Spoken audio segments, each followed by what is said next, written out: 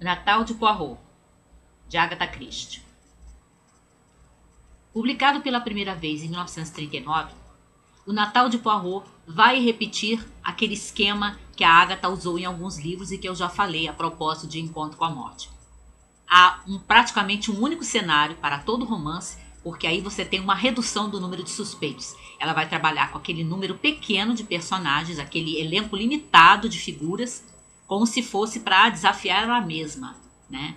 Tentar saber se ela consegue manter o suspense, manter o mistério para a maioria dos leitores, pelo menos, ao longo desse romance, com tão poucos personagens dos quais suspeitar.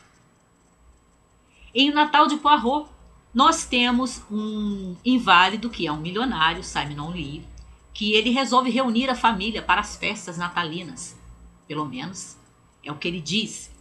E aí ele chama alguns dos filhos, que inclusive estavam afastados, para reuni-los todos na sua casa. Mas como esse personagem não tem muito caráter, e essa é uma das razões, é claro, porque ele vai ser assassinado mais adiante na história, o verdadeiro motivo dele é se divertir vendo os filhos se degladiarem à espera da herança. O velho, né, o patriarca Simon Lee, aparece assassinado no seu quarto, que está trancado por dentro. Esse artifício do crime do quarto fechado foi um artifício muito utilizado por vários romancistas policiais nas primeiras décadas do século XX.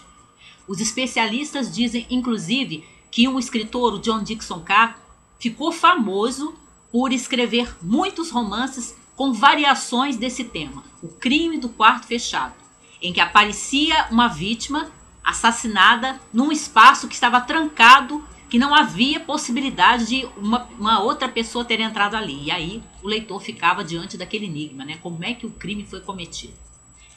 Nesse romance, a Agatha usa esse artifício do crime do quarto fechado e, na minha opinião, de uma forma magistral. Também aqui, quem já leu outros romances da Agatha Christie vai reconhecer algumas figuras de personagens que se repetem. Embora ela caracterize bem, na minha opinião, a maioria deles, mas ela tem alguns pares que ela estabelece, alguns casais que ela estabelece, a dinâmica desses casais que você encontra em outros romances da Agatha. Aqui você tem aquelas figuras de mulheres fortes, que são as esposas de alguns dos filhos do Simon Lee, que são casadas com homens fracos.